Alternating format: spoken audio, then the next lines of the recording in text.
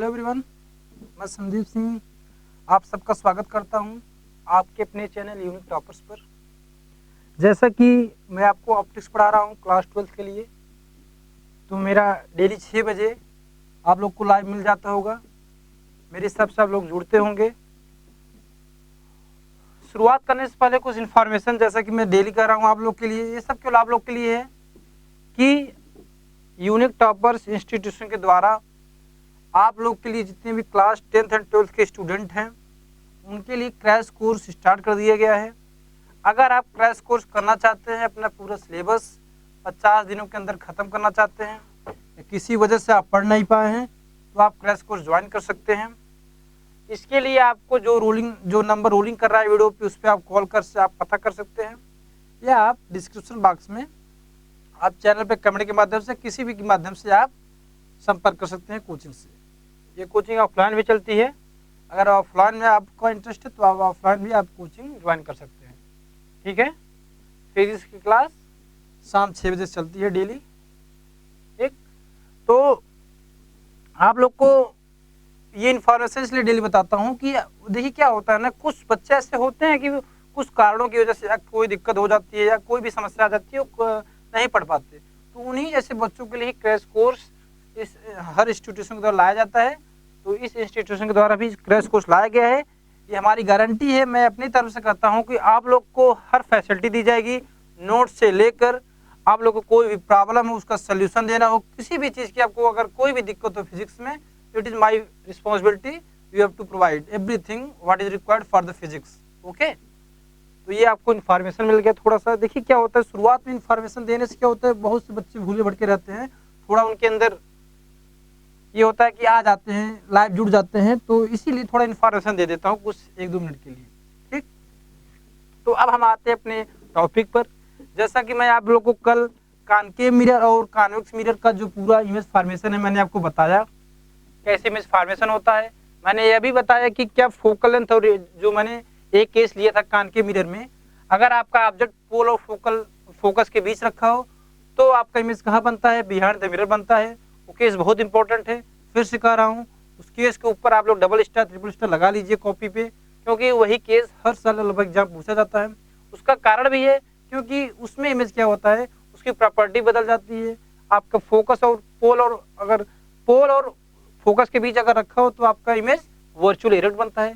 तो इसी वजह से वो आपका बहुत इंपॉर्टेंट बन जाता है, ठीक। इसके बाद मैंने कॉन्वेक्स मिरर के लिए केस बताया, उसमें एक ही केस है कि आपका ऑब्जेक्ट कहीं भी रखें तो आपका इमेज हमेशा फोकस और पोल के बीच बनेगा, बिहाइंड द मिरर। क्लियर हुआ? हमेशा बिहाइंड द मिरर बनेगा किसमें, कॉन्वेक्स मिरर में। हमेशा ध्यान दीजिएगा, कॉन्वेक्स मिरर में हमेशा इमेज कहाँ बनेगा, behind the mirror. But concave mirror में केवल एक केस है, जब फोकस और पोल के बीच ऑब्जेक्ट रखेंगे तभी बिहाइंड द मिरर बनेगा। तो इन सब चीजों को आप लोग नोट कर ली, मतलब दिमाग में रखिएगा, क्योंकि एग्जाम में इसी से क्वेश्चन पूछे जाते हैं। तो आज हमारा जो टॉपिक है, हमें जो पढ़ना है, आज हम पढ़ेंगे the relation between focal length and radius of curvature. आप लोग पढ़ते होंगे F बराबर R/2, क्या F बराबर R/2। तो आज इसी को हम डेरिवेट करेंगे कि F बराबर R/2 आया कैसे, ठीक है। तो ध्यान से सुनिएगा। देखिए हम बनाते हैं, कॉनकेव मिरर ले लेते हैं। देखिए बिल्कुल नहीं, बहुत आराम सुनिएगा, आराम से एकदम कॉपी ओपन निकाल लीजिए, आराम से चाय पीते हुए आप सुनिए। केवल आपको सुनना है और जो मैं बता रहा हूँ उसको नोट करना है, बिल्कुल प्रेशर नहीं लेना है, ठीक।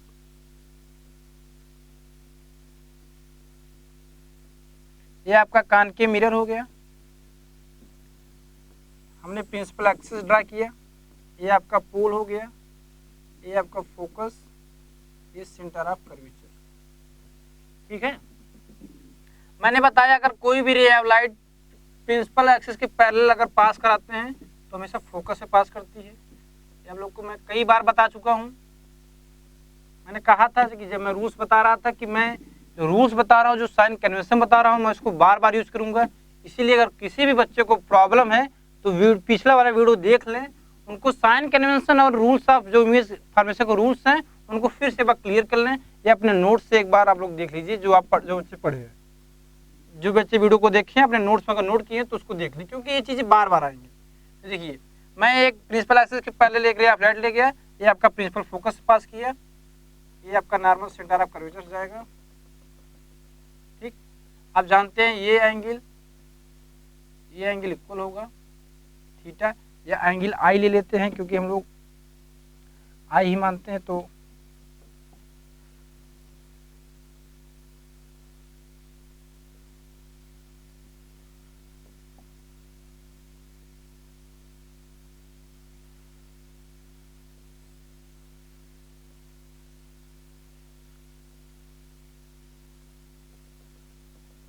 प्रूव करने के लिए ये सब काम कर रहे हैं, ध्यान सुनिएगा। ये एंगल आई है, एंगल आर है, जानते हैं अगर यहाँ से कोई रे ऑफ लाइट यहाँ इंसिडेंट हुई, यहाँ से रिफ्लेक्ट हुआ, तो ये हमेशा एंगल आई एंगल आर बराबर होगा लॉ ऑफ रिफ्लेक्शन से। ठीक है, हम इस एंगल को अल्फा मान लेते हैं। ठीक है, हम इसका कुछ नाम देते हैं, ये सी हो गया, ये आपका एफ हो गया, इसको ए मान लेते हैं, इसको एम मान लेते हैं हम लोग। ठीक, नाम दे दे रहा हूँ सबका। ठीक, तो अब हमें इसको क्या करना है, प्रूफ करना है कि बताइए ये चीज कैसे आया, हम इसको प्रूफ करेंगे। ध्यान से सुनिएगा। पहले मैंने क्या कंस्ट्रक्शन किया, हमने एक प्रिंसिपल एक्सिस के पैरेलल एक रे ऑफ लाइट ले गया, उसको मिरर पे इंसिडेंट कराया और रिफ्लेक्ट हो गया mirror, angle I angle R बराबर है। इसके बाद जो सेंटर ऑफ कर्वेचर जो नॉर्मल खींचा है उस सेंटर ऑफ कर्वेचर से उस एंगल को हमने अल्फा मान लिया। ठीक है, अब देखिए और क्या कंस्ट्रक्ट करना है, हमें कुछ नहीं मानना है। देखिए हम यहाँ से एक परपेंडिकुलर ड्रा करते हैं, यहाँ से एक परपेंडिकुलर ड्रा करते हैं, इसका नाम रख देते हैं पी डैश। क्या, पी डैश। अब ध्यान सुनिएगा, ये जो हम प्रूफ करते हैं यह बराबर r/2, ये केवल स्मॉल अपर्चर के लिए आता है। मैंने बताया था अपर्चर क्या होता है, आप बेसिक डिफिनीशन देख लीजिए, मैं रिवाइज भी थोड़ा बता देता हूँ। अपर्चर मैंने बताया था, जैसे आपका ये मिरर है तो इस मिरर की जो विड्थ होती है उसी को अपर्चर करते हैं। ये जो विड्थ है, जो इसका डायमीटर अगर स्फीयर ले लेंगे तो डायमीटर हो जाएगा, तो इसी को हम लोग क्या करते हैं, इसी को हम लोग अपर्चर करते हैं। ठीक है, तो जो इसका हम अपर्चर यहाँ यूज करते हैं बहुत स्मॉल यूज करते हैं। स्मॉल करने का मतलब मैं यहाँ लिखता हूँ for small aperture, for small aperture. ये हमेशा ये जो डेरिवेशन आपका आता है ना, हमेशा ध्यान दीजिएगा, ये केवल स्मॉल अपर्चर के लिए ही सही है। अगर अपर्चर स्मॉल नहीं रहेगा तो ये चीज कभी नहीं आएगी। ठीक है, इस चीज को ध्यान रखिएगा। और जो हमारे सिलेबस में है वो मिरर का स्मॉल अपर्चर वाला मिरर है, बड़े अपर्चर का मिरर नहीं। हमारे सिलेबस में ही जो हमारा मिरर है वो स्मॉल अपर्चर का है। ठीक, अब देखिए हमेशा पी डैश पी पे कोइंसाइड करेगा, किसके लिए, for the small aperture P dash P पे कोइंसाइड करेगा। इस मतलब पी डैश से पी को हम एक बराबर मानेंगे। कोइंसाइड करने का मतलब पी डैश पी पे कोइंसाइड करेगा, उसी पर लाई करेगा। इसका मतलब स्मॉल अपर्चर हम इस केस में लिए हैं, हमेशा पी डैश पी बराबर होगा। जहां भी हम पी यूज करेंगे वहां पी डैश लिख सकते हैं, जहां पी डैश यूज करेंगे वहां पी लिख सकते हैं। एक एक वर्ड को सुनते रहिए तभी आपको क्लियर होगा। इसलिए मैं इतना धीमी चीजों को इतना आराम से बता रहा हूँ कि अगर आप लोग एक एक वर्ड सुनते रहेंगे आपको डेरिवेशन यही तैयार हो जाएगा। घर पे जाके रिवाइज एक बार देख लेंगे तो और क्लियर हो जाएगा। ठीक है, तो मैंने क्या कहा, for the small aperture P dash P, इसका मतलब हम पी डैश को पी भी मान सकते हैं और पी को पी डैश मान सकते हैं। ठीक, क्लियर हुआ। अब आगे चलते हैं। अब देखिए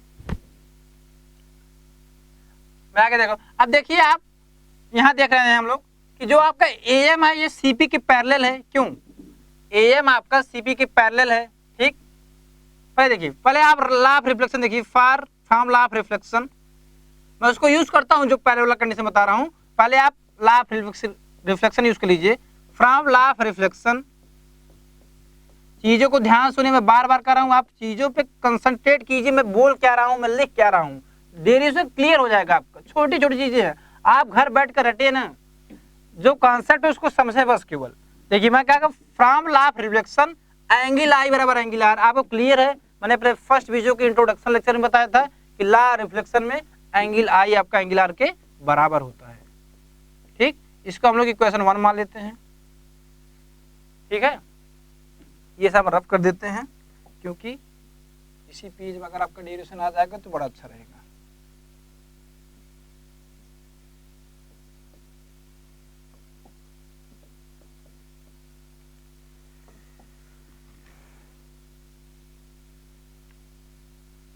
ध्यान सुनिए, एंगल आई बराबर एंगल आर हो गया कहां से, लॉ ऑफ रिफ्लेक्शन से। अब क्या, अब हम देख रहे हैं यहाँ पे ध्यान से देखिए, जो आपका AM लाइन है और CP लाइन है, दोनों क्या है, एक दूसरे के पैरेलल हैं। क्या है, मैं यहाँ लिख देता हूँ, आपका AM क्या है, CP के पैरेलल है। AM पैरेलल CP, AM क्या है, CP के पैरेलल है। और आप देख रहे हैं जो CM है ये दूसरे को ये पैरेलल लाइन को कट कर रहा है, इसका मतलब एंगल I बराबर angle alpha, alternate interior angle से। आप लोग क्लास 10th के जितने भी लोग हैं मैथ पढ़े होंगे, अगर दो पैरेलल रे ऑफ लाइट है, मींस अगर दो पैरेलल रेज हैं, लाइन है दो पैरेलल, अगर एक ट्रांसवर्सल लाइन उसको कट करती है तो अल्टरनेट इंटीरियर एंगल हमेशा बराबर होते हैं। देखिए अल्टरनेट इंटीरियर है, एंगल I और एंगल अल्फा, तो यहाँ से क्या हो जाएगा, एंगल I बराबर एंगल अल्फा। ये क्वेश्चन नंबर 2 हो गया। क्लियर, बहुत से बच्चे जानते भी होंगे डेरिवेशन, वो वीडियो को आगे करके देख सकते हैं, लेकिन ये हर बच्चों के लिए है कि एक कमजोर बच्चा भी इन चीजों को सीख सके। अक्सर क्या होता है कोचिंग में, आप लोग ऑफलाइन कोचिंग करते होंगे, ऐसा क्या होता है बहुत भारी संख्या में लोग आते हैं कोचिंग करने, और जो कमजोर बच्चा रहता है उसको इतनी हिम्मत नहीं होती कि हम सर से खड़े होकर क्वेश्चन पूछ लें, सर बताइए एंगल I बराबर एंगल अल्फा आएगा। एग्जाम्पल बता रहा हूँ, अगर उसको ये समझ नहीं है कि angle I angle alpha equal कैसे है, तो कभी नहीं पूछेगा और रट लेगा कि एंगल I एंगल अल्फा है, जाके एग्जाम में लिख देगा और हमेशा इसके लिए ये दर्द बना रहेगा, एक कांटे की तरह हमेशा बाद में काम देगा, कांटे की तरह काम करेगा ये सब चीजें। इसलिए आपको जो ना आए उसी समय पूछ लीजिए। बार बार कहता हूँ, जो चीजें आपको क्लियर ना हो आप पूछ लीजिए। आप कमेंट करेंगे आज तो उसका सोल्यूशन कल आपको मिल जाएगा, ये गारंटी है। ठीक है, तो एंगल I एंगल अल्फा कैसे हो समझ में आया। ठीक, अब आगे चलते हैं। अब देखिए from equation first and second से हम देख रहे हैं कि अपना एंगल R और एंगल अल्फा बराबर हो जाएगा। क्यों, क्योंकि अगर एंगल I एंगल R के बराबर है, एंगल I एंगल अल्फा के बराबर है, तो हम कह सकते हैं फ्रॉम इक्वेशन फर्स्ट और second angle R angle alpha के बराबर है। तो वहां लिखते हैं हम लोग फ्रॉम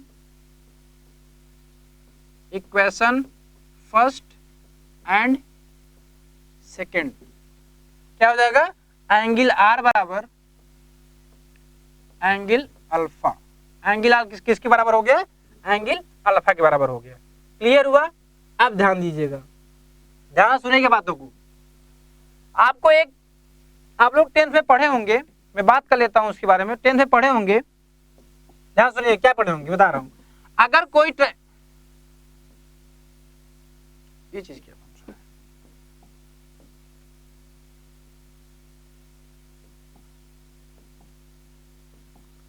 देखिए मैं क्या कर रहा हूं, अगर कोई ट्रायंगल है, मान लीजिए ये आपका ट्रायंगल है ABC, ध्यान सुनिएगा, मैं समझाने की कोशिश क्या कर रहा हूं, बहुत बेसिक से चल रहा हूं, एक एक बच्चे को समझ में आएगा, ये हमारी रिस्पांसिबिलिटी है। केवल आप पेशेंस रखिए, बस पेशेंस रहेगा तो आप वाकई में फिजिक्स क्लियर हो जाएगा। समझ लीजिए ABC, अगर ये एंगल है, अगर ये एंगल मान लीजिए इसको अल्फा मान लेते हैं, एंगल इसको बीटा मान लेते हैं।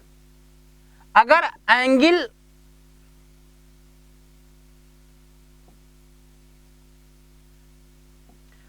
एंगल अल्फा बराबर एंगल बीटा है, तो हमेशा ध्यान दीजिएगा, जो बायो वाले बच्चे हैं क्लास 12th में जो बायो लिए हैं, उनको 10th के बाद मैं छोड़ दिए, शायद भूल गया हो इसलिए बता दे रहा हूं। अगर एंगल अल्फा बराबर एंगल बीटा है किसी भी ट्रायंगल में, तो हमेशा उसका साइड भी आपस में इक्वल होगा। एंगल अल्फा के साइड, सामने साइड कौन सी है, AC है, तो AC बराबर, और एंगल बीटा के सामने कौन साइड है, AB है, AC बराबर AB है। क्लास 10th में आप लोग ट्रायंगल पढ़ते हैं, उसमें प्रॉपर्टी है, अगर किसी भी ट्रायंगल में दो एंगल इक्वल हैं तो हमेशा उसके अपोजिट साइड जो साइड होगा वो भी इक्वल होगा। तो हम लोग क्या बात कर रहे थे इसमें, देखिए ध्यान से। अब इसमें हम लोग देख रहे हैं आपका ये ट्रायंगल, देखिए CMF, इन ट्रायंगल्स ध्यान से सुनिएगा, देखिए इन ट्रायंगल CMF हम देख रहे हैं एंगल अल्फा एंगल R के बराबर है, ये R है, ध्यान दीजिएगा, एंगल R है, ध्यान दीजिएगा, गामा ना समझ लेना भाइयों, इसको आप लोग गामा ना समझ लीजिएगा, ये आपका R है, थोड़ा R और चीजें एक ही तरह लिखता हूँ, ठीक है, आप लोग समझिए R है, ठीक। अगर एंगल R बराबर एंगल अल्फा है किसमें, इन ट्रायंगल CMP में, CMF में, ध्यान से देखिए CMF, अगर एंगल अल्फा बराबर एंगल R है तो R के सामने साइड कौन है, CF है, और अल्फा के सामने साइड FM है, तो क्या हो जाएगा यहाँ से, CF बराबर CF बराबर FM। क्लियर हुआ? हर बच्चे को क्लियर है? बात क्या कर रहा हूं, किसी भी ट्रायंगल में अगर दो एंगल इक्वल है, यहां देख रहे हैं ये एंगल दोनों इक्वल है, तो इसके अपोजिट साइड भी आपस में इक्वल होंगे। एंगल अल्फा का अपोजिट कौन है? FM है, तो मैंने FM रख दिया। ठीक, FM रख दिया। देखो ये चीज सही कर दो थोड़ा सा, बराबर FM रख दिया। और एंगल R के सामने कौन है? CF है, तो मैंने CF रख दिया। चाहे FM को पहले रख लीजिए, चाहे CF को पहले रख लीजिए, इसमें कोई दिक्कत नहीं है। यहाँ तक क्लियर? आप देखिए अब आगे क्या करना है, एक एक स्टेप पे ध्यान देते रहिए हमें करना क्या है। ठीक है, आप देखिए अब हमने क्या कंसीडर किया है कि फॉर द स्मॉल अपर्चर, अगर एक चीज समझ बताइए हमें आप लोग, अगर ये स्मॉल अपर्चर है, देखिए ये स्मॉल अपर्चर कहने का क्या मतलब है, ध्यान सुनिएगा। स्मॉल अपर्चर देखिए, ये जैसे मान लीजिए मिरर है, अगर इसके अपर्चर को स्मॉल कर देंगे, मतलब कि अपर्चर जितना स्मॉल होगा, ये क्या होगा आपका FM FP एक कोइंसाइड करेंगे, एक दूसरे पर लाई करेंगे। ध्यान समझिएगा, अगर मिरर बड़ा है तो ठीक है, लेकिन हमारे सिलेबस में देखो मिरर मैंने बड़ा इसलिए बनाया है क्योंकि आप जो को क्लियर समझ में आए कि चीजें हैं क्या, लेकिन एक्चुअली में जो हम लोग मेरे सिलेबस में मिरर है वो स्मॉल अपर्चर का है। ठीक है, अगर स्मॉल अपर्चर का इसका मतलब क्या है, अगर कोई डिस्टेंस ऐसे है, मान लीजिए ऐसे है, अगर ये अपर्चर में स्मॉल कर देंगे, मिरर को अगर स्मॉल करते चले जाएंगे, तो हम देखेंगे तुम्हारा FM FP पर लाई करेगा। तो मैं क्या यहाँ से लिख सकता हूँ, फॉर द स्मॉल अपर्चर, चीजें को ध्यान सुनिए, मैं जो समझाने की कोशिश कर रहा हूँ। For the small aperture FM बराबर FP, क्या हो जाएगा, FM बराबर FP। ठीक है, क्लियर हुआ? यहां तक क्लियर ना? FM किसके बराबर हो गया है? FM बराबर FP। अब ध्यान से देखिए, या मैं कोई क्वेश्चन 3 ले लेता हूं, जो पिछला वाला था इसको 4 ले लेता हूं। ठीक, अब आप देखिए फ्रॉम इक्वेशन 3 और 4, फ्रॉम इक्वेशन 3 और 4, इसको ऊपर कर दो थोड़ा सा, क्या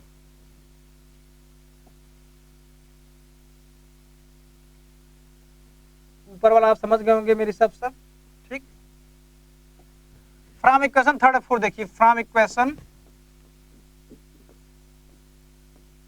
3 एंड 4, अब देखिए CF FM के बराबर हो गया, FM FP के बराबर हो गया, FM यहाँ भी है, FM यहाँ भी है, इसका मतलब FP आपका CF के बराबर हो जाएगा। क्या हो जाएगा? CF FP के बराबर हो जाएगा। क्लियर हुआ? यहाँ तक सबको क्लियर? CF किसके बराबर हो गया? FP के बराबर हो गया। आप ध्यान से देखिए, आप देखिए CP को हम लोग क्या ले सकते हैं, CP बराबर क्या है, CP को हम लोग ले सकते हैं क्या, CF प्लस FP। ठीक है, क्या लिख सकते हैं, CF प्लस FP। ठीक, क्लियर? CF को CF प्लस FP लिख सकते हैं। अब देखिए CP बराबर, अब CF को FP भी लिख सकते हैं, इसका मतलब हम क्या लिखते हैं, FP प्लस FP। क्या आ गया आपका, CP बराबर 2FP। यहाँ सब क्लियर हो गया सबको ना? CP बराबर क्या आ गया, 2FP।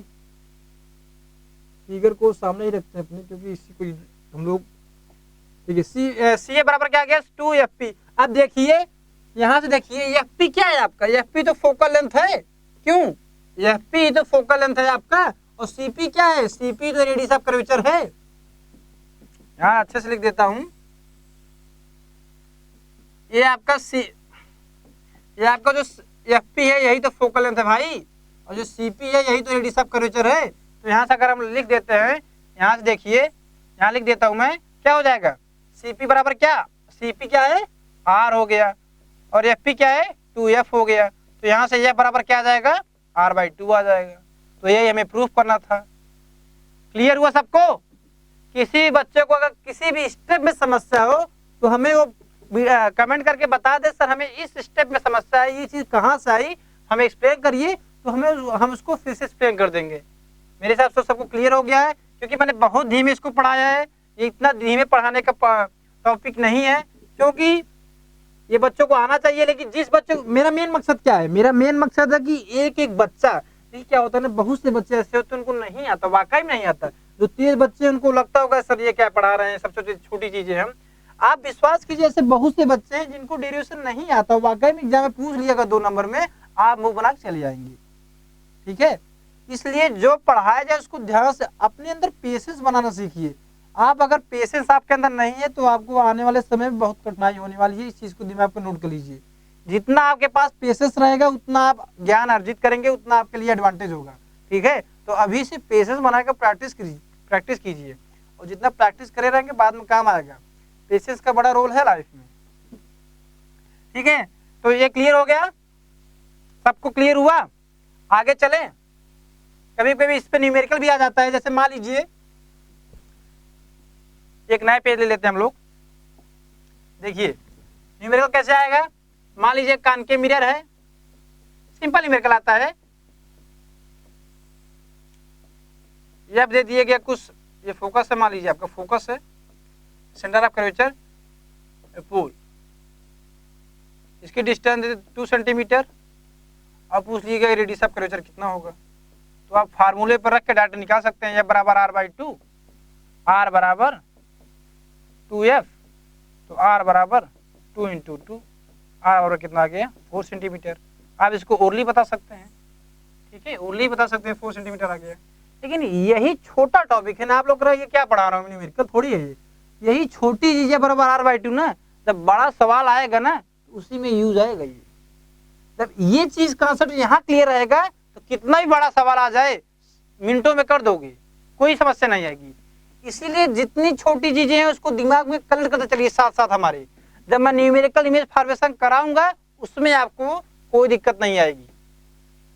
डायरेक्ट क्या होता है, लोग बच्चे न्यूमेरिकल पूछ जाते हैं, वहां उनको प्रॉब्लम आती है। अगर जो छोटी छोटी चीजें उसको ध्यान रखते चलेंगे तो वाकई में विश्वास कीजिएगा कि आपको कितना भी बड़ा न्यूमेरिकल आ जाए, कुछ भी पूछ लिया जाए, आपका अगर कॉन्सेप्ट छोटा छोटा क्लियर रहेगा, इमेज कहाँ रखते हैं, कैसे बनता है, A बराबर R/2 होता है, किसके लिए होता है, स्मॉल अपर्चर के लिए होता है कि बड़े अपर्चर के लिए होता है, अगर ये सब छोटी छोटी चीजें आपके दिमाग में हैं तो आप कोई भी एग्जाम हो, चाहे IIT हो चाहे नीट हो, आप आराम से क्वालिफाई कर सकते हैं। क्योंकि जितने भी बड़े न्यूमेरिकल बनते हैं, चाहे वो IIT का बनता हो चाहे नीट का बनता हो, हमेशा छोटे छोटे बेसिक कॉन्सेप्ट बनता है। आपका इस चीज को दिमाग को नोट कर लीजिए, जितना अच्छा बेसिक कॉन्सेप्ट आपका रहेगा आप उतना अच्छा फिजिक्स में कर पाएंगे। इसलिए छोटी छोटी चीजों पर फोकस करना सीखिए। ये लगता है कि हमें ये आता है, वाकई में आपको वो नहीं आता। अगर रियलिटी में देखा जाए तो आपको केवल इतना पता है R/2, लेकिन हमें कहाँ इंप्लीमेंट करना है, किस सवाल में इंप्लीमेंट करना है, कैसे इंप्लीमेंट करना है, वो नहीं कर पाएंगे आप। यही प्रॉब्लम होती है, लोग क्वेश्चन नहीं सॉल्व कर पाते। इमेज फॉर्मेशन मैंने पढ़ा दिया, सबको आ गया कि हाँ सर यहाँ रख देंगे यहाँ बन जाएगा, लेकिन जब न्यूमेरिकल आ जाएगा कैसे इसको इंप्लीमेंट करना है, कैसे सोचना है, वो चीज नहीं आएगी। क्यों नहीं आएगी? क्योंकि तुमने उसे छोटा जानकर उसको छोड़ दिया। इसलिए कहता हूँ जितना छोटी छोटी चीजों अगर आप लोग फोकस करेंगे उतना आगे आपका कॉन्सेप्ट क्लियर होगा। इस चीज को दिमाग पे नोट कर लीजिए। ठीक है, आगे चले, आगे चलते हैं। अब हमें पढ़ना है मिरर फार्मूला। ठीक है, यहाँ तक आप हो गया। अब हमें पढ़ना है क्या? Mirror formula. अब हम मिरर फार्मूला देखते हैं, ध्यान से देखिए।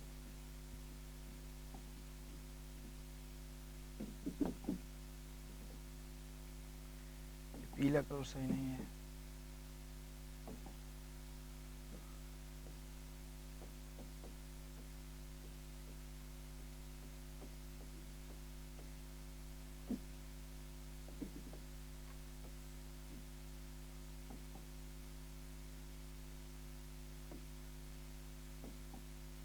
अब आप पढ़ेंगे मिरर फार्मूला।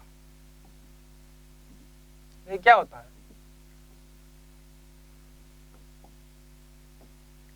1/f बराबर 1/u प्लस 1/v। अगर आपको मिरर फार्मूला का डेरिवेशन सीखना है, ये आपका मिरर फार्मूला है। ठीक है, इसी को हमको क्या करना है? डिराइव करना है, इसको प्रूव करना है। ये चीज आया कैसे? एक चीज ध्यान दीजिएगा, आपको मिरर फार्मूला का कॉन्सेप्ट डेरिवेशन सीखना है, सबसे पहले आपको साइन कन्वेंशन आना चाहिए। साइन कन्वेंशन माने शायद पिछले वीडियो में दिया था, तो एक बार मैं एक सिंपल सा थोड़ा सा एक बार जल्दी से बता देता हूँ साइन कन्वेंशन क्या। सुन लीजिए ध्यान से, जल्दी से बता देता हूँ, ध्यान सुनिए। मैंने पहला क्वेश्चन कैसे बताया था कि all the distance measured from the pole, ठीक। दूसरा क्या बताया था कि कोई भी अगर डिस्टेंस से अगर हम उसको इंसिडेंट लाइट के डायरेक्शन लेते हैं तो हमेशा पॉजिटिव लेंगे, अगर इंसिडेंट लाइट के अपोजिट लेते हैं तो हमेशा निगेटिव लेंगे। जैसे क्या, जैसे अगर ऑब्जेक्ट डिस्टेंस हमें यू लेना हुआ है, हम देख रहे हैं पोल से हम मेजर करते हैं, पोल इधर आए लेकिन इंसिडेंट डायरेक्शन इधर है तो हमेशा यू किस में आएगा, निगेटिव में आएगा। इसका भी यूज आएगा इसमें, इसलिए बता दे रहा हूँ। ऐसे इमेज डिस्टेंस है, हमेशा इमेज डिस्टेंस कहाँ लेंगे, पोल से लेंगे, कहाँ आएंगे, लेफ्ट तरफ आएंगे, और इंसिडेंट लाइट हमेशा लेफ्ट टू राइट जाता है, इसका मतलब अपोजिट है, वी भी क्या होगा, नेगेटिव होगा। इसी प्रकार रेडियस ऑफ कर्वेचर भी यूज करेंगे फोकल लेंथ के लिए, तो रेडियस ऑफ कर्वेचर भी क्या हो जाएगा, निगेटिव हो जाएगा, क्योंकि हम लोग पोल से मेजर करेंगे रेडियस ऑफ कर्वेचर, तो इसका मतलब हम लोग इंसिडेंट लाइट के अपोजिट आ रहे हैं, इसलिए यहाँ क्या हो जाएगा, निगेटिव हो जाएगा। ये 3 रूल अभी हम इस पे यूज करेंगे, इसलिए मैंने सोचा आपको बता दें। क्लियर? देखो बताने तो हम बड़े जल्दी बता सकते हैं, आपको 2 मिनट में खेल खत्म कर दें, वही चीज दिक्कत है ना, 2 मिनट में खेल खत्म करने से आपका कल्याण नहीं होगा, इसलिए छोटी छोटी चीजों को ध्यान देना सीखिए आप। चलिए हम डेरिवेशन करते हैं, कैसे आया चीज। पहले एक मिरर बना लें,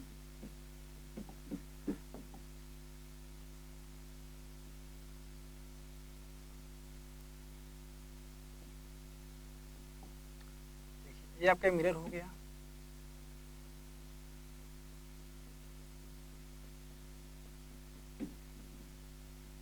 ये हमारे प्रिंसिपल एक्सेस लिया, ये आपका पोल, फोकस, सेंटर ऑफ कर्वेचर, ध्यान दीजिएगा। अब हम यहाँ एक पॉइंट ऑब्जेक्ट ले रहे हैं, क्या पॉइंट ऑब्जेक्ट ले रहे हैं, ठीक, क्या ले रहे हैं, एक पॉइंट ऑब्जेक्ट हम यहाँ से ले रहे हैं, यहाँ से हमने इसको इंसिडेंट कराया, यहाँ से निकल गया, ऑब्लिक इंसिडेंस हुआ, कैसा इंसिडेंस, ऑब्लिक इंसिडेंस हुआ। तो आप जान रहे हैं सेंटर ऑफ कर्वेचर से आपका नॉर्मल पास करेगा, हमेशा जान लीजिए मिरर में हमेशा सेंटर ऑफ कर्वेचर से ही नॉर्मल पास करता है, इस चीज को दिमाग नोट कर लीजिए। मैंने यहाँ एक ऑब्जेक्ट लिया, ओ पॉइंट ऑब्जेक्ट लिया, उसको मैंने यहाँ ऑब्लिक इंसिडेंस कराया। अब आप देखिए छोटी छोटी चीजें आ रही हैं जो मैंने पिछला पढ़ाया हुआ है, अब ऑब्लिक इंसिडेंस। अब जो बच्चा इस वीडियो को पहली ही बार देख रहा है, पिछला वीडियो नहीं देखा है, अब ऑब्लिक इंसिडेंस क्या होता है पता ही नहीं है, इसीलिए कहते हैं आप वीडियो को लगातार कंटिन्यूटी से देखिए। अब आपको ऑब्लिक मैंने बताया था, कोई मिरर है, ऑब्लिक इंसिडेंस क्या, कोई भी लाइट इंसिडेंस हुई और सेम एंगल बना के वो रिफ्लेक्ट हो गई, उसी को क्या कहते हैं हम लोग, ऑब्लिक इंसिडेंस कहते हैं, ठीक है। तो ये क्या हुआ, ऑब्लिक इंसिडेंस, इसका मतलब ये एंगल थीटा हमेशा इस एंगल थीटा के बराबर होगा, ये थीटा ये भी थीटा होगा, ठीक है। अब यहाँ भी हम लोग क्या करते हैं, एक जूम कर लेते हैं फॉर, ये देखिए मैंने क्या कहा, सिलेबस हमारे क्या है, स्मॉल अपर्चर है, फॉर द स्मॉल अपर्चर, ध्यान सुनेगा चीजों को, बहुत आसान है, समझ आ जाएगा, केवल बातों को सुनते रहिए मेरे बस। फॉर द स्मॉल अपर्चर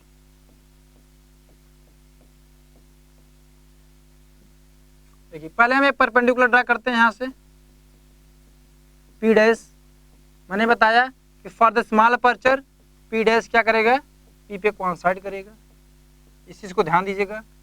और क्या कंडीशन था, एफ बराबर r/2 होगा, अभी मैंने डेरिवेशन कर दिया है, ठीक है। ये 2 कंडीशन किसके लिए होती हैं, हमेशा स्मॉल अपर्चर के लिए। अगर आप कोई भी मिरर लेते हैं, अगर उसका अपर्चर आपका स्मॉल है तो हमेशा जो पी डैश हम यहाँ जो परपेंडिकुलर डाले हैं, ये हमेशा पी डैश पी पे कोइंसाइड करेगा और एफ बराबर r/2 होगा, ठीक है। एज्यूम कर लेते हैं, ये आपका एंगल हम अल्फा ले लेते हैं। देखिए एक चीज ध्यान सुनिएगा, बता दूं कि ये आपका इमेज यहाँ बना कैसे बना, ठीक है। पहले जो चीजें हमें कॉन्सेप्ट में रखना है उसको ध्यान सुनिए, मान लो डेरिवेशन तो हम कर लेंगे। पहला क्या मैंने लिया, पहला मैंने लिया कि ऑब्जेक्ट वो यहाँ रखा हुआ था, यहाँ से मैंने एक ऑब्लिक इंसिडेंस कराया, पहला रूल यूज किया। देखिए भैया इमेज कहाँ बनता है, जहाँ 2 रे ऑफ लाइट कट करती है वहीं तो इमेज बनता है। पहला मैंने क्या रूल यूज किया कि हमने ऑब्लिक इंसिडेंस कराया, और दूसरा रूल क्या यूज किया, हम सेंटर ऑफ कर्वेचर पे ही जा रहे हैं, इसका मतलब ये वापस उसी पाथ पे लौट आएगी। 2 रूल यूज किया, एक ऑब्लिक इंसिडेंस यहाँ आई और एक सेंटर ऑफ कर्वेचर ले गया, सेंटर ऑफ कर्वेचर पास कराया तो उसी डायरेक्शन में रिट्रेस कर दी, तो आपका इमेज कहाँ बन रहा है, यहाँ बन रहा है। तो इसको क्या करने, यही इमेज बनेगा आपका।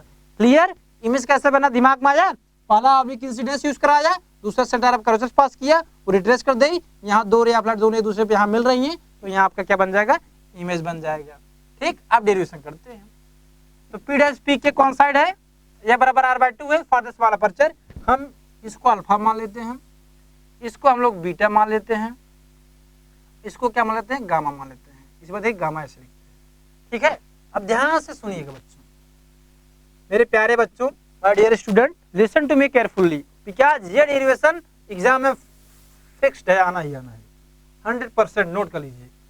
कॉनकेव मिरर के लिए आपका मिरर फार्मूला 4 नंबर में विद न्यूमेरिकल या 5 नंबर में विद न्यूमेरिकल, क्या कह रहा हूं मैं, विद न्यूमेरिकल आपको पूछा जाएगा। विद न्यूमेरिकल, न्यूमेरिकल कैसे आएगा, इस डेरिवेशन के कॉन्सेप्ट से न्यूमेरिकल क्लियर होगा, इसलिए डेरिवेशन को ध्यान सुनिएगा। ठीक है, अब देखिए हमें क्या करना है। अब हम लेते हैं इसको हम यम मान लेते हैं, इन ट्रायंगल, पहला ट्रायंगल कौन सा लेते हैं, in triangle O M P dash, P dash P के बराबर है, मतलब पी डैश का हम पी यूज कर सकते हैं, ध्यान दीजिएगा बच्चों। In triangle O M P dash, O M P dash.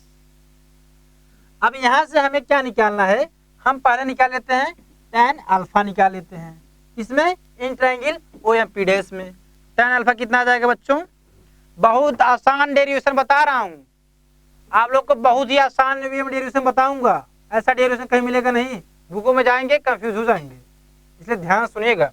तो tan अल्फा कितना हो जाएगा, आप देखिए in triangle O M P dash में tan अल्फा बराबर क्या हो जाएगा, M P dash upon O P dash. तो एम पी क्या है, हाइट है, तो हाइट लिख दिए मैंने, और ओ पी डैश क्या है, ओ पी डैश तो आपका ऑब्जेक्ट डिस्टेंस है। अरे ओ पी डैश को ओ पी भी कर सकते हैं, मैंने क्या बताया, for the small aperture P dash P पे कोइंसाइड करेगा, तो पी डैश को पी भी तो मान सकते हो आप लोग, तो O P dash O P दोनों तो बराबर है, अगर पी डैश पी के कोइंसाइड है तो O P dash O P के बराबर होगा नहीं होगा, बराबर होगा, इसलिए आपका ओ पी डैश भी क्या हो जाएगा, यू हो जाएगा। अब यहाँ देखिए ये तो परपेंडिकुलर था, मैंने बताया था आपको साइन कन्वेंशन में कि अगर हम परपेंडिकुलर डिस्टेंस लेते हैं किसके, प्रिंसिपल एक्सिस के, और अपवर्ड लेते हैं तो हमेशा पॉजिटिव, इसलिए हाइट को मैंने पॉजिटिव लिखा है। और यू क्या लिखेंगे, यू माइनस लिखेंगे, क्यों लिखेंगे बेटा, क्योंकि ये आपका पोल से ले रहे हैं, और पोल से हम लेफ्ट साइड जाएंगे तो इंसिडेंट के अपोजिट हो जाएगा, इसलिए हम यू को क्या लिखेंगे, माइनस लिखेंगे। इन्हीं छोटी चीजों को ध्यान देना है, इसीलिए कह रहा था भैया साइन कन्वेंशन पढ़ लीजिए एक बार, साइन कन्वेंशन नहीं क्लियर होगा कुछ नहीं क्लियर होगा। हम बार बार कर रहे हैं, मेरी वीडियो को आप लोग तीसरा चौथा लेक्चर है शायद, आप जाके साइन कन्वेंशन अच्छे से पढ़ लीजिए, वीडियो को शुरुआत से देखेंगे तभी कुछ संभव है आपका कल्याण, बीच में देखेंगे तो कुछ नहीं पॉसिबल है। ये रियलिटी है बच्चों, आप लोग को भले लग रहा हो कि मैं प्रमोशन के लिए ऐसा कर रहा हूँ, ऐसा कुछ नहीं है, ये रियलिटी है। अगर आप एक सीक्वेंस से लेंगे तभी कुछ आपका कल्याण संभव है, इसलिए आपसे रिक्वेस्ट है, या आप इसको रिक्वेस्ट समझिए, जो भी समझिए, आप वीडियो को एक सीक्वेंस देखिए, पूरा ऑप्टिक्स मिलेगा आपको, एक तरफ से पूरा ऑप्टिक्स मिलेगा, और वाकई में पूरा सिलेबस कंप्लीट किया जाएगा। इस चीज को दिमाग में रख लीजिए और विश्वास किया करिए थोड़ा बहुत, ठीक है। तो tan अल्फा क्या आ गया, ये चपान माइनस यू, कैसे आया मैंने बता दिया, हाइट परपेंडिकुलर था और अपवर्ड था इसलिए पॉजिटिव लिया, और ऑब्जेक्ट डिस्टेंस पोल से मेजर किया जो कि लेफ्ट साइड जा रहा था और इंसिडेंट राइट साइड जा रहा था, अपोजिट हो गया इसलिए मैंने माइनस यू कर दिया। ठीक, आप देखिए अब हम ट्रायंगल कौन सा लेते हैं, अब हम ट्रायंगल लेते हैं in triangle M I P dash, कौन सा triangle, in triangle M I P dash. यहां से हम लोग tan बीटा निकाल लेते हैं, क्या निकाल लेते हैं, tan बीटा कितना आ जाएगा बच्चों, ट्रायंगल देखिए M I P dash, tan beta निकालना है, मतलब M P dash upon P I dash, और ये पी आई क्या है, ये ऑब्जेक्ट डिस्टेंस है बच्चों, तो एम पी डैश हाइट हो गया, देख रहे हैं नहीं, एम पी डैश हाइट हो गया, और पी आई डैश जो है ये आपका इमेज डिस्टेंस हो गया, और इमेज डिस्टेंस पोल से मेजर करेंगे तो लेफ्ट जाएंगे, इंसिडेंट के अपोजिट जाएंगे, तो ये भी किस में आ जाएगा, माइनस में आ जाएगा। क्लियर हुआ बच्चों, ये आपका हो गया, tan बीटा निकल गया। इसी प्रकार tan गामा निकाल लीजिए, किस ट्रायंगल में गामा दिख रहा है आपको, सी एम पी डैश, बहुत आसान में बता रहा हूं बच्चों, इन ट्रायंगल इसमें C M P dash, C M P dash कैसे निकलेगा, tan गामा, वही चीज tan गामा लगाएंगे, tan गामा बराबर क्या हो जाएगा, एम पी डैश मतलब हाइट, अब देखिए एक बार कांसेप्ट बता दिया हाइट कैसे लीजिए, इसलिए थोड़ा जल्दी कर रहा हूँ। हाइट हो गया, और सीपी क्या है आपका, रेडियस ऑफ कर्वेचर है बच्चों। सीपी क्या है, रेडियस ऑफ कर्वेचर है, आप लोग जानते होंगे, इसलिए पिछला इतना चिल्ला के बताए हो तो कांसेप्ट क्लियर होना चाहिए आप लोग का। सीपी डैश क्या है, रेडियस ऑफ कर्वेचर है, और सीपी डैश सीपी के बराबर है, इसलिए हम लोग क्या लिखेंगे, माइनस लिखेंगे। क्यों लिखेंगे माइनस, क्योंकि हम लोग पोल से लेफ्ट जाएंगे और आपकी इंसिडेंट लाइट राइट साइड आ रही है, अपोजिट काम कर रहे हैं, इसका मतलब माइनस। क्लियर हुआ, ये आपका इक्वेशन क्या हो गया, थर्ड हो गया। यहां तक क्लियर सबको। अब देखिए बेटा, अब देखिए क्या होता है, अब हम जैसे सुनते हैं अगर आपका अपर्चर स्मॉल हो गया, देखिए आपका सिलेबस में बेटा स्मॉल अपर्चर है, अगर अपर्चर अगर स्मॉल कर देंगे ना तो अल्फा बीटा गामा बहुत छोटा हो जाएगा।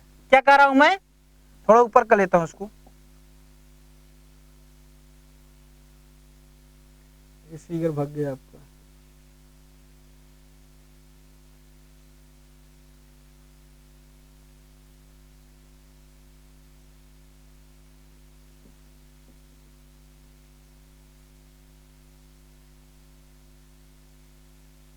ध्यान सुनिए, for the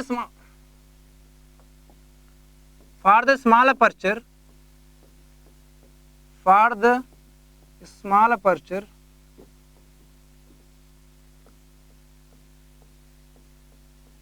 for the small aperture alpha beta gamma is very small। क्या, alpha beta gamma is very very small, very small। और आप लोग पढ़े होंगे अगर alpha beta gamma very small है तो हम लोग tan अल्फा को क्या लिख सकते हैं, अल्फा ही लिख सकते हैं। अब कितना है tan अल्फा आपका, tan अल्फा कितना आया था बच्चों, ये आया था क्या, h minus H by minus you आया था। और tan बीटा को क्या लिख सकते हैं, tan बीटा को लिख सकते हैं क्या, बीटा ही लिख सकते हैं। पढ़े होंगे आप लोग, एंगल जैसे होता नहीं, अगर एंगल बहुत स्मॉल है तो क्या करते हैं, tan अल्फा sin अल्फा को अल्फा के बराबर कर देते हैं। हम लोग ऐसे बहुत सवाल लगाए क्लास 10th में, 11th में, 12th में। अगर एंगल कहते नहीं for the very small angle tan alpha is equal to alpha बराबर sin अल्फा, तो sin अल्फा को अल्फा के बराबर कर देंगे या tan अल्फा को अल्फा बराबर कर देंगे। अगर cos अल्फा रहेगा उसको 1 के बराबर करेंगे, अल्फा के बराबर नहीं करते हैं क्योंकि उसकी स्मॉल वैल्यू 1 होती है। ठीक है, तो tan बीटा क्या हो जाएगा यहाँ से, h बाई माइनस भी हो जाएगा, h बाई माइनस भी।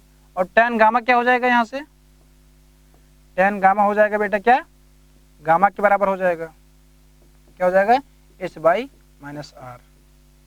ठीक है, अब देखिए अगर आप लोग इस इक्वेशन को 1 2 3 रखे हैं तो इसको क्या रखेंगे, 4 5 एंड 6। यहां तक क्लियर सबको। अब देखिए अब आगे चलते हैं, थोड़ा जगह कम पड़ रहा है लेकिन चलते हैं। कुछ चीजें हम नोट यहां तक नोट कर लिए बच्चों, जो चीजें आप लोग यहां तक नोट कर लिए तो हम कुछ चीजें रब कर दे, क्योंकि इसी पेज में अगर आपका हो जाएगा तो बड़ी अच्छी बात होगी। मैं इसको रब कर देता हूँ, ये सब चीजें रब कर देता हूँ क्योंकि हम अभी इसी को यूज करेंगे, लेकिन आप लोग पूरा एक बार नोट कर लीजिए या स्क्रीनशॉट ले लीजिए। मैं यहाँ इसको रब कर देता हूँ थोड़ा। ओहो,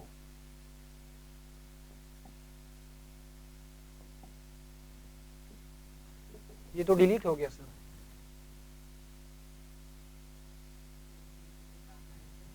कहाँ पे ये, थैंक यू सर।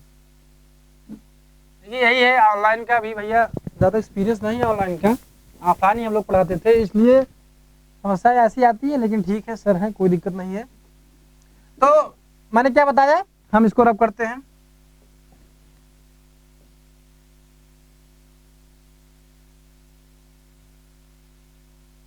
अब देखिए अब हमें क्या करना है, मैंने यहाँ तक बता दिया आप लोग को, कोई समस्या नहीं।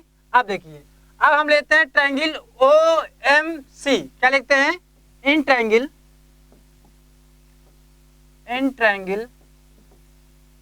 OMC।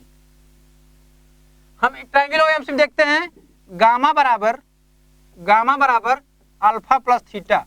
ये कैसे आया बच्चों, क्लास 10th में आप लोग को कितनी बार बताया होगा, अगर कोई ट्रायंगल है अगर उसके किसी साइड को हम बढ़ा देते हैं तो उसका जो सम आता, मान लीजिए अल्फा है, ये क्या है, बीटा है, ये गामा है। अगर कोई ट्रायंगल है, अगर उसकी एक साइड को बढ़ा देते हैं तो जो एक्सटीरियर एंगल होता है वो हमेशा इंटीरियर एंगल के अपोजिट इंटीरियर एंगल के सम के बराबर होता है। ये थ्योरम है आपका क्लास 10th में। कोई भी ट्रायंगल है उसके अगर किसी एक साइड को बढ़ा दिए, जो एक्सटीरियर एंगल होता है, ये एक्सटीरियर एंगल वो हमेशा अपोजिट इंटीरियर एंगल, अपोजिट होना चाहिए और इंटीरियर होना चाहिए, उसके बराबर होता है। इसमें देखिए गामा को हम क्या लिखें, इंटरएंगल OMC, गामा एक्सटीरियर एंगल है, ये किसके बराबर हो जाएगा, अल्फा प्लस थीटा के, अपोजिट इंटीरियर एंगल के। तो क्या हो जाएगा, अल्फा प्लस थीटा। ये क्वेश्चन क्या हो जाएगा हमारा, 7 हो जाएगा। इसी प्रकार हम लोग क्या लिखते हैं, इन ट्रायंगल CMI, किसमें, इन ट्रायंगल CMI, इसमें क्या हो जाएगा, बीटा बराबर क्या हो जाएगा, बीटा बराबर gamma minus gamma plus theta, उसी कॉन्सेप्ट से। ठीक है, ये देखिए CMI है और ये एक्सटीरियर एंगल है बीटा, तो ये अपने interior angle gamma plus theta के बराबर हो जाएगा। आप क्या करिए, दोनों को ऐड कर दीजिए या दोनों को सब्ट्रैक्ट कर देंगे तो थीटा कैंसिल हो जाएगा। दोनों को सब्ट्रैक्ट कर दीजिए, सब्ट्रैक्ट 7 and 8 क्या आ जाएगा, गामा माइनस बीटा बराबर alpha minus gamma, alpha minus gamma. ठीक, और ये थीटा थीटा कट जाएगा आपका। ये अगर इसको दो इस इक्वेशन को अगर इक्वेशन सब्ट्रैक्ट करेंगे तो थीटा थीटा कट जाएगा और गामा माइनस बीटा बराबर, देखिए बराबर है भैया, ध्यान देना, गामा माइनस बीटा बराबर अल्फा माइनस गामा। तो यहाँ से क्या हो जाएगा, गामा को एक साइड ले लेते हैं हम लोग, इसको फिर लिख देता हूं बच्चों, गामा बराबर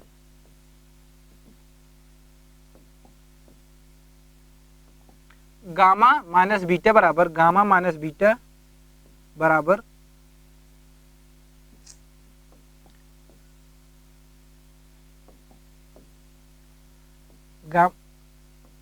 गामा माइनस बीटा बराबर क्या हो जाएगा, alpha minus gamma, alpha minus gamma. और ये थीटा थीटा कट गया, तो यहाँ से अगर गामा को एक साइड कर देंगे क्या हो जाएगा, गामा टू गामा हो जाएगा। गामा जब इधर आएगा गामा प्लस गामा बराबर अल्फा प्लस बीटा। यहाँ तक क्लियर हुआ बच्चों। अब देखिए, अब आपका कुछ नहीं करना है, हम इसको ऊपर थोड़ा कर देते हैं, थोड़ा सा और आ गया है, ध्यान सुनिएगा।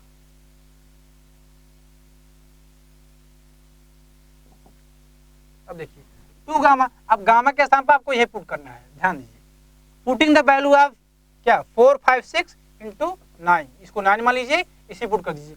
गामा के स्थान क्या पुट करेंगे, tan गामा, गामा के बराबर है तो गामा के बराबर क्या है, h बाई माइनस आर, क्या हो जाएगा, h बाई माइनस आर हो जाएगा। अल्फा के स्थान पर tan अल्फा, अल्फा के बराबर है h बाई माइनस यू हो जाएगा, h बाई माइनस यू हो गया, plus h by minus v हो जाएगा। तो क्या लिखते हैं यहाँ पे, h बाई माइनस v। ठीक है, यहाँ देखिए माइनस माइनस काट देते हैं हम लोग, यहाँ से एच कैंसिल कर देते हैं, क्या बच जाएगा, 2 बाई आर बराबर 1 by U plus 1 by V. Clear हुआ यहाँ तक। क्या किया मैंने, माइनस माइनस को कैंसिल कर दिया, माइनस हर जगह कैंसिल कर दिया और ऊपर से एच को कैंसिल कर दिया, तो क्या हो जाएगा, 2 बाई आर क्या ले सकते हैं, 2 बाई आर क्या ले सकते हैं, 2 बाई आर को ले सकते हैं 1 by R by 2, 1 by U plus 1 by V. अब यहाँ से देखते हैं हम लोग, r बाई 2 क्या होता है, मैंने पहले ही क्वेश्चन में बताया आपको, r बाई 2 क्या है, f के बराबर है, तो n बाई एफ बराबर 1 by U plus 1 by V. हमें यही प्रूफ करना था। हमारा क्या आ गया, mirror formula. This is the mirror formula, this is the mirror formula. सबको क्लियर हो गया। कोई भी समस्या हो तो आप लोग फिर से एक बार पूछ सकते हैं, आपको फिर से एक बार एक्सप्लेन कर दिया जाएगा कमेंट के माध्यम से। ये सब चीजें देखिए बच्चों, ये 2 बाई आर को कैसे लिखा मैंने, जैसे मान लीजिए x by Y by Z है तो क्या होता है, x into Z by Y हो जाता है। उसी प्रकार 1 बाई आर बाई 2 है, 1 बाई आर बाई 2 तो क्या हो जाएगा, 1 इंटू 2 बाई आर, तो मतलब 1 इंटू 2 ऊपर चला जाएगा 2 बाई आर हो जाएगा। तो इसको इस प्रकार लिख सकते हैं। ये सब ध्यान दीजिएगा, छोटी छोटी चीजें हैं। यहाँ तक क्लियर हो सबको। तो बेटा ये आपका हो गया मिरर, तो ये आपका मिरर फॉर्मेशन हो गया। ठीक, तो आज के लिए हम इतना ही रखते हैं। और एक चीज बता दें आपको कि आप वीडियो आप डेली शाम 6 बजे अपना एक टाइम फिक्स कर लीजिए कि हमें इसी टाइम वीडियो को देखना है। 6 बजे डेली आपका वीडियो आपको लाइव दिखेगा। ठीक है, तो आज के लिए इतना ही रखते हैं दोस्तों, फिर कल मिलते हैं आपसे इसी टाइम 6 बजे। ठीक है, बहुत बहुत धन्यवाद।